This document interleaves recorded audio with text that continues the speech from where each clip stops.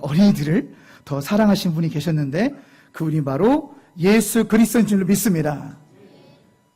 예수님은 처음부터 어린이들을 너무나 사랑하셨어요. 자, 오늘 본문 마가복음 10장 13절로 16절까지 말씀 보면 잘 알 수가 있는데 예수님은 지금 수많은 군중들로부터 둘러싸여 있습니다. 지금 그러니까 예수님의 일상은 예수님의 기적을 바라는 너무나 많은 군중들로부터 거의 매일매일 시달린다 표현을 써도 이 부족할 정도로 항상 예수님은 이렇게 많은 군중들로 에워싸는 바쁜 일상을 사셨어요.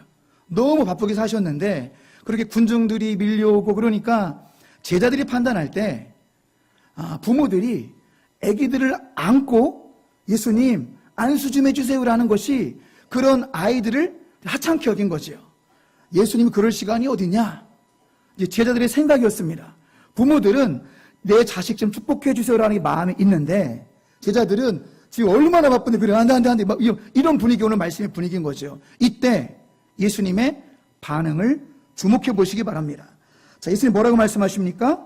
다 같이 한번 보실까요? 우리 14절 15절만 같이 읽습니다.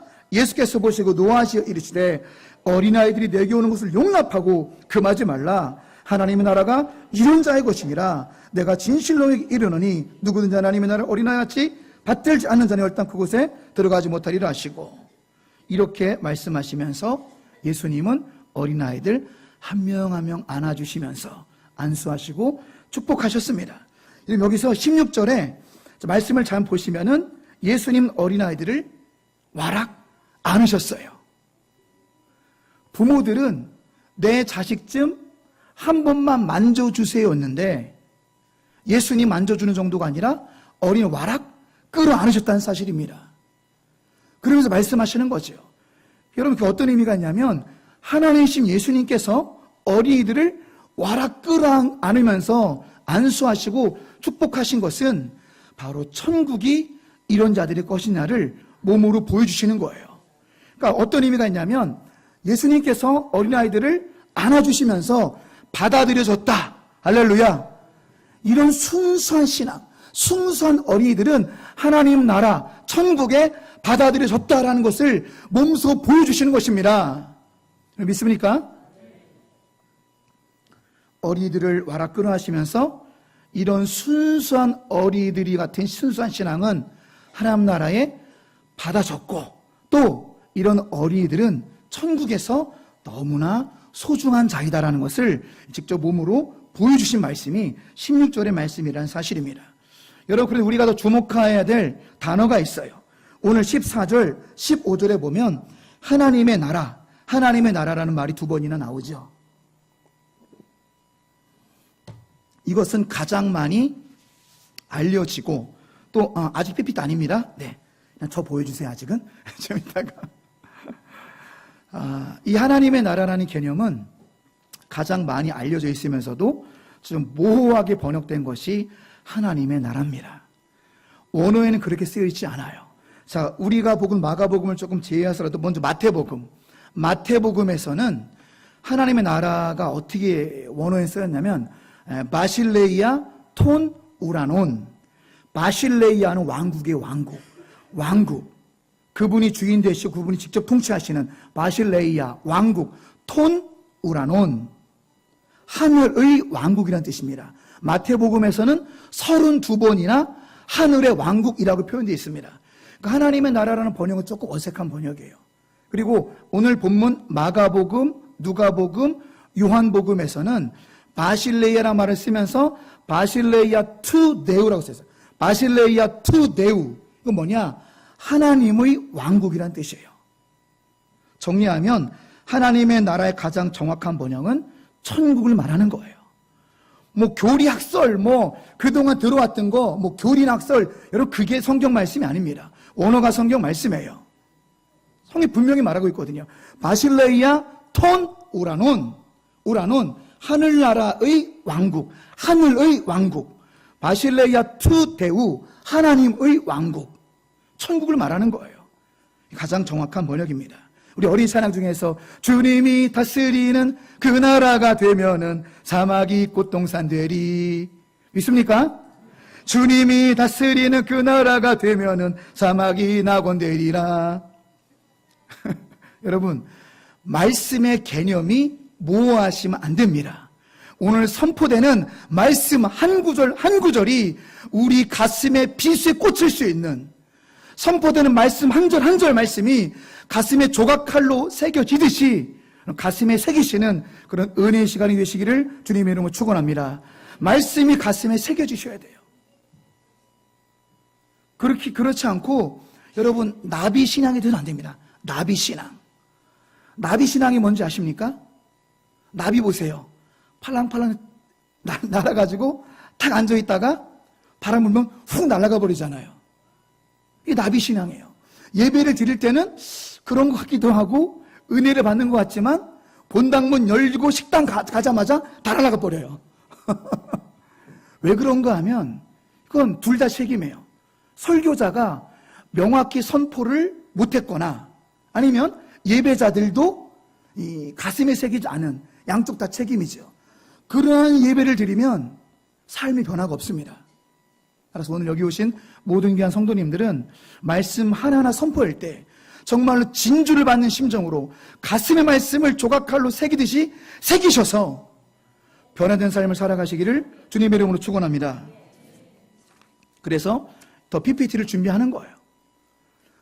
쉽지 않습니다. PPT 준비하는 것도 쉽지 않아요.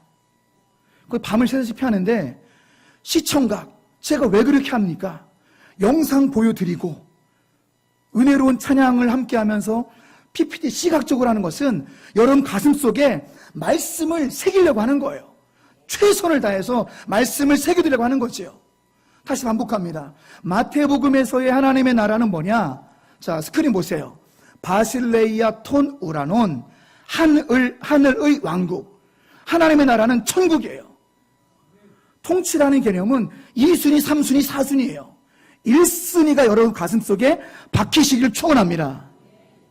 원어, 하늘의 왕국, 천국. 또 마가복음, 누가복음, 요한복음에서는 하나님의 나라를 어떻게 기록되어 있냐면 바실레이아 투 데우, 하나님의 왕국이라는 천국이라고 명확히 선포하고 있는 거예요. 그런데 저것이 모호해지면 여러분 신앙이 모호해집니다. 요즘 찬양에도 그런 하나님의 나라란 찬양도 있고 그런데 제가 들어보면 너무 원어적인 느낌과 거리가 좀 멀어요. 그러니까 선명하지 않습니다. 하나님의 나라가 오는기요 마는기요 통치 정도 하면 여기가 하나님 나라인기요 뭔기요, 이게 틀린 말은 아니지만 모호해요. 모호. 흐리다는 거죠. 선명하지 않습니다. 여러분 말씀을 가슴속에 새기면 변화된 인생을 살아갈 수가 있고요. 또 제가 목회자로서 지금 15년째 16년째 목회하고 있는데 수천 가정을 당연히 관찰하게 되죠. 수천 가정 관찰하면서 분명한 특징이 있습니다. 어떠한 가정에서 큰 인물이 나오나, 어떠한 가정에서 믿음의 용장이 나오나, 선명한 신앙의 부모가 있는 가정에서 큰 인물이 나옵니다. 인정하십니까? 그러니까 부모가 선명한 신앙이 있어야 돼요. 선명한 신앙의 부모가 있는 가정에서 큰 인물이 태어납니다. 큰 인물이 나오는 거예요. 민족의 흐름을 바꾸고 민족의 역사를 바꿀 수 있는 큰 인물이 거기서 나오는 겁니다. 대충 타협하는 신앙, 좋은 게요. 대충 타협하는 그런 신앙의 가정에서는 큰 인물이 나온 적이 없어요. 저는 바라기는 진심으로 우리 동암의 모든 가정들이 예수님과 24시간 접속되어져서, 아멘이십니까? 잘 새기셔야 돼요. 동암의 모든 가정들은 24시간 예수님과 접속되심으로 그 결과로 예수님의 생명이 분출되는 가정, 이해되십니까? 그리하여 믿음의 용장, 큰 인물을 나게 하는 믿음의 명문 가정이 되시기를 주님의 이름으로 축원합니다. 그러한 이 선명한 신앙들, 선명한 말씀을 위해서 다음 PPT 보시면은, 자, 오늘 말씀에서도 이 천국을 그럼 누가 들어가느냐? 들어가는 사람이 있고 들어가지 못한 자가 있다라고 성경은 말하고 있습니다. 성경의 말씀이요. 누가 들어갑니까? 어린아이 같은 신앙을 가진 사람들이 들어가는 거예요. 어린아이같이 되지 못하면 주님 강조하시죠. 결단코 들어가지 못한다. 천국의 개념이에요. 다음도 보실까요? 자, 제가 설명을 해놨는데 이거는 마태복음 19장의 말씀인데 부자는 천국에 들어가기 어렵다. 부자인 분들 찔리십니까? 네, 무조건 부자가 못 들어간다는 게 아니에요. 무조건 부자가 못 들어가는 것이 아니라 하나님보다 재물을 더 우선시하는 부자를 말하는 거죠. 깨끗한 부자는 괜찮습니다. 청빈 부자는 괜찮아요. 깨끗한 부자는 괜찮습니다. 그런데 하나님보다 돈을 더 의지하거나 하나님보다 돈을 더 사랑하는 부자는 천국에 들어가기가 곤란하다라고 성경은 말하고 있고요.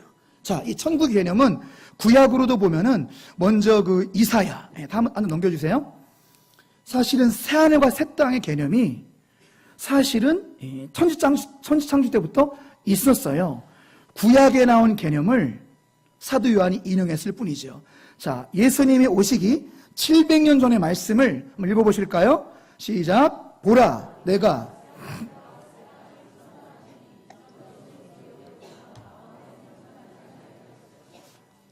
자, 구약 때부터 천국이 존재하고 새하늘과 새 땅은 태초부터 만들어지고 존재한다는 것을 구약이 증명하고 있고 이 말씀을 사도 요한이 그대로 계시록 21장 1절에서 그대로 인용했습니다. 그러니까 사실은 계시록은 새로운 말씀이 아니에요. 구약을 상당히 많이 인용했고 이사야 말씀도 인용하고 다니엘서 말씀도 인용하고 그래서 비유와 상징으로 말씀한 거죠. 그다음에 그렇게 기록할 수밖에 없었어요. 극심한 내로의 박해가 있었거든요. 그러니까 사실은 신약은 뭐 새롭다기보다는 구약의 재인용. 자, 같이 계시록 21장 1절 읽어볼까요? 또 내가 새하늘과 새 땅을 보니 처음 하늘과 처음 땅이 없었고 바다도 다시 있지 않더라. 여기서 이제 심판의 개념이 나오고 있는 것입니다. 우리 어린이들도 심판의 개념을 분명히 알아야 돼요. 어른들도 마찬가지고요. 우리의 신앙이 왜 흐리멍텅해질까요? 뭐 가고 싶으면 가고 말고 싶으면 말고 나 이제 교회 안 댕겨. 왜 우리 신앙이 흐리멍텅해지냐면은 분명한 개념이 없어서 그래요. 우리 미래, 심판, 천국과 지옥이 동화 속 얘기가 아니고 분명히 성경이 말하고 있는데 이것을 믿지 않으니까 타락해지는 거죠. 자, 이어서 천국에 관한 5번째 개념 중에서 이제 심판의 과거와 미래, 베드로후서 3장 6절 7절. 여러분 글씨 작으니까요 눈 한번 크게 뜨시고 발견했으면 좋겠습니다. 인류 최초의 심판은 어떤 심판이었고 우리의 마지막 심판은 어떤 심판인지 말씀을 통해서 확인해 봤으면 좋겠습니다. 같이 읽어보십니다. 이로 말미암아 그때 세상은 물이 넘침으로 멸망했을 때 이제 하늘과 땅은 그 불사르기 위하여 보호하신 바 되어 경건하지 아니한 사람들의 심판과 멸망의 날까지 보존해 두신 것이니라. 여러분 그렇습니다. 심판을 말하고 있는데 과거 창세기 때는 어떤 심판이 있었죠? 물심판이 있었잖아요. 물심판을 하고서 하나님께서 내가 다시는 물로 심판하지 않겠다. 보여주신 징표가 무엇입니까? 뭐죠? 무지개죠. 그러니까 우리 무지개 바라볼 때마다 뭘 생각해야 돼요? 하나님의 심판을 생각해야 되는 거예요. 무지개 아름답다. 저게 올라타고 싶다. 이렇게 생각하시면 안 되고요. 무지개를 바라볼 때마다 하나님의 심판이 또 있을 것이구나. 심판을 기억하셔야 되는 거예요. 자, 그럼 마지막 심판은 어떤 것인지 다시 한번 베드로후서 3장 12절 인류 끝의 심판을 보여드리겠습니다. 같이 읽어봅니다. 하나님의 날이 임하기를 바라보 간절히 사모하라. 그날의 하늘이 불에 타서 풀어지고 물질이 뜨거운 물에 녹아지려니와. 성경이 말하고 있죠. 하나님의 날이 언제죠? 하나님의 날은 예수님이 다시 오시는 재림의 날. 그때에 모든 물질, 이 땅에 보이는 모든 물질이 불에 타서 없어지고 새하늘과 새 땅이 온다라고 성경이 말하고 있는데 그럼 마지막에 불심판은 무엇인가? 최근에 수많은 신학자들과 이 성경학자들이 예측은 많이 하고 있어요. 해성의 충돌이 있을 것이다. 가설이에요, 가설. 그리고 어떤 자는 3차 세계대전으로 핵전쟁이 일어날 수도 있다. 왜냐하면 핵전쟁이 일어나면 여러분 굉장히 심각한 게 뭐냐면 공주시내 한복판에 핵폭탄 한 개만 떨어지면 우리가 어떻게 죽냐면은 반짝하는 사이에 죽습니다. 뭐 고통받을 것도 없어요. 반짝하는 순간에 이 성전과 이 건물과 우리가 가루가 되어버립니다. 반짝하는 순간에 1초에 가루가 되어버려요. 그리고 2인이나 저기 부여점은 이제 200m 불기둥이 쫙 훑어서 타고 다니는 자동차가 200m로 공중부양합니다. 초토화가 되는 거예요. 이 공주시내 일대가. 그래서 김정은이 핵으로 막 위협하는 거고, 아이고 그러지 마. 그런 이유가 바로 거기 있는 거죠. 그래서 혹자는 핵전쟁으로 마지막 시만 있을 수 있다라고 말하는 분들도 있고요. 가설입니다. 그렇다는 얘기가 아니라. 근데 최근에는 어떤 얘기까지 있냐면 AI다. AI. 로봇 인공지능이 사람을 다 통제하는 그날이 와서 우리가 멸망의 날이 올 것이라고 예측하는 사람들도 있는데 그건 아무도 몰라요. 어떤 모습인지는 하나님만이 아십니다. 중요한 것은 무엇이냐? 말씀이에요, 말씀. 중요한 게 말씀이다. 여러분 말씀을 보셔야 돼요. 말씀을. 하나님께서 베드로에게 영감을 주셔가지고 하나님께서 베드로를 통해서 우리에게 경각심을 일러주시는 거죠.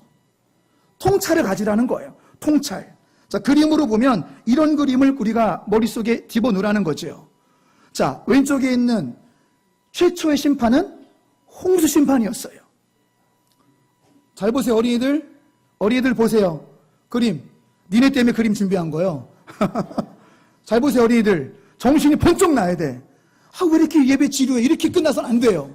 말씀이 들어가고 예배가 끝나야 돼요. 창세기 때 처음의 심판은 물 심판이었지만 깨어있지 않고 경건하지 않고 믿음이 현찮으면 우리도 불심판 당할 수가 있다. 이런 그림을 안고 여러분 집에 가셔야 됩니다. 믿습니까?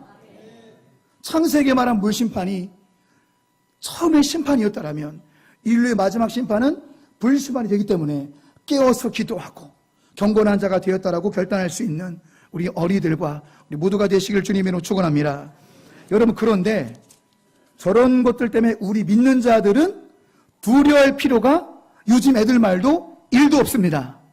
믿습니까? 왜 두려워할 필요가 1도 없는지 말씀을 통해서, 복음을 통해서 확인하기를 원합니다. 자, 복음 마태복음 26, 28절 같이 읽습니다. 이것은 죄사함을 얻게 하려고 많은 사람을 위하여 흘리는 바 나의 피 곧 언약의 피니라. 할렐루야.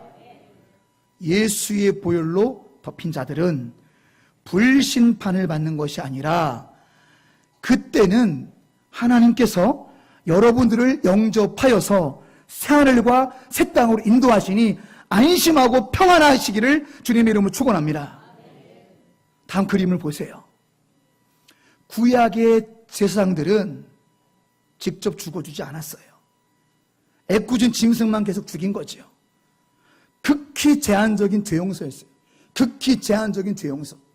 동물 잡고 케이스 바이 케이스 저죄 용서해 주세요. 죄 질 때마다 짐승을 죽였어야 됐고 애꿎은 동물만 죽이면서 우리 규훈이가 죄 졌다면 우리 규훈이 엊그저께 그 죄 이 양이 대신 죽으니까 용서해 주세요. 극히 제한적인 반복되는 끊임이 없는 이 죄책감과 희생제물, 이게 제사장들이 한 일이었다면 여러분 오른쪽 그림을 보세요. 예수님은 창조주로서 직접 희생제물이 되셨습니다. 할렐루야. 여기 여러분 은혜를 받으셨으면 좋겠습니다. 희생제물을 자꾸만 구약에서는 죽이고 자기가 죽지 않아요. 제물을 죽이면서 죄사함을 얘기하죠. 예수님 그렇지 않았다는 거죠. 창조주이고 하나님이시면서 만드신 창조주 예수님께서 직접 희생제물이 되심으로 말미암아 우리의 모든 죄를 씻어주시고 우리의 모든 죄 문제를 해결하신 줄로 믿습니다. 다음 그림도 보실까요? 예. 구약에서의 번제단에서의 이 죄용서를 비는 것은 잠시 덮는 거예요. 일시적으로 덮는 거예요. 그것은 완전한 죄사함이 아니었습니다. 잠시 덮어두는 거지만 예수 그리스도의 십자가는 창조주 하나님께서 직접 대신 죽으심으로 이 대속의 은혜죠. 속죄의 은혜죠.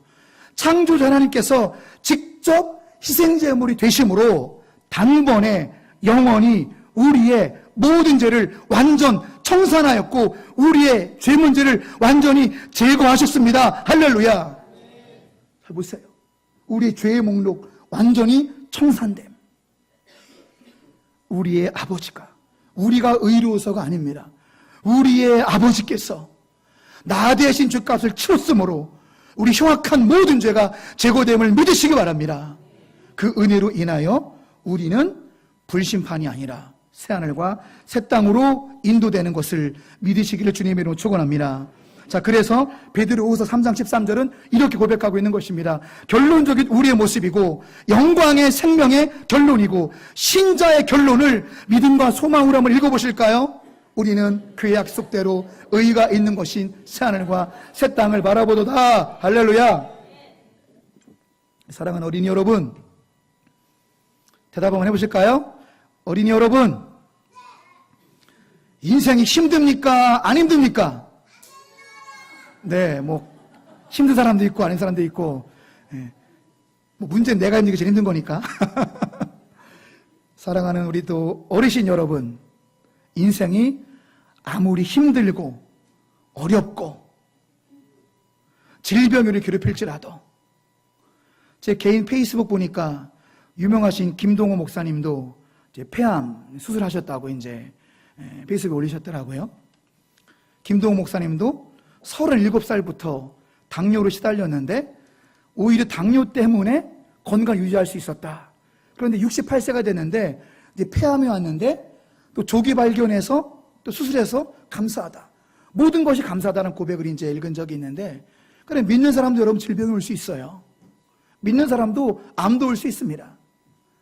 우리에게 어떤 고난과 시련과 아픔이 올지라도 여러분, 말씀이에요, 말씀. 새하늘과 새 땅을 바라보신다면, 새하늘과 새 땅을 기대하신다면 우리 모든 어려움을 넉넉히 이겨낼 수 있을 줄로 믿습니다. 여러분, 말씀을 정리하고 마치겠습니다.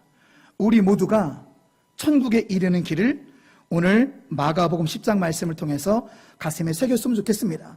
어떻게 된다고요? 누구와 같이?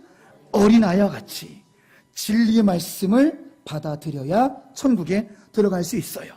요한복음 14장 6절입니다. 예수께서 이르시되 내가 곧 길이요 진리요 생명이니 나로 말미암지 않고는 아버지께로 올 자가 없느니라. 성경은요, 진리 말씀을 어린아이처럼 받아들여야 하나님 품에 들어갈 수 있다라고 말씀하고 있습니다.